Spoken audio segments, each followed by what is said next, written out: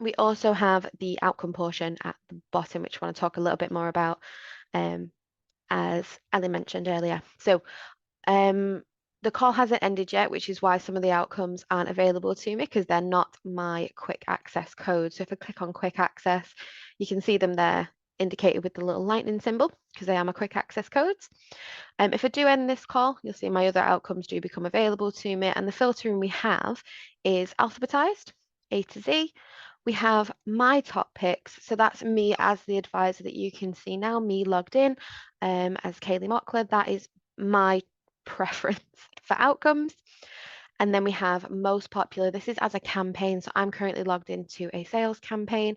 This is as a campaign collective, what me and my colleagues find as our top picks as a collective. And of course, we have that searching functionality, which I'm going to show you in a second when I do pick an outcome. Before I do that, I want to show off the notes section. So as Ellen said, there was many different places where you could leave notes, how you'd really see them wasn't very clear. Now it's add note. I can then fill this out to my heart's content. So client had a question about account. Something very quick, sweet and simple. I can then save that note. What that's then done is added it to the history for this lead.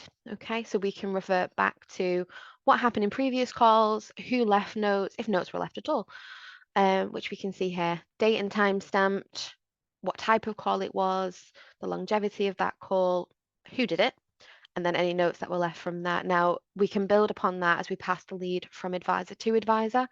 Or I could refer back if this was an account maybe that I was in charge of. Of course, that is case to case basis, but it's got functionality for everyone. I think we can all agree this is a step, a much needed step in the right direction.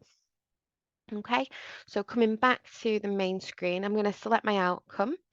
The outcome I want to show off is our callback outcome. And I'm using the filtering option because I think it's fantastic. It comes in really, really handy. But we click set a callback.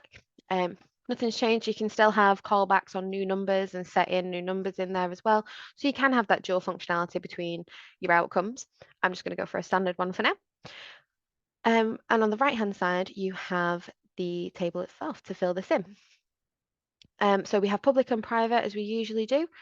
The date and time for the callback, which I'll set for tomorrow, for example. I can then click in and change the actual time of the callback.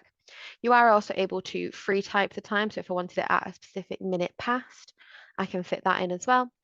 And of course, really nice and clear is the callback notes. So I pop something in there. Callback notes.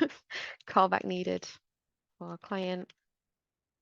They have more questions. Okay.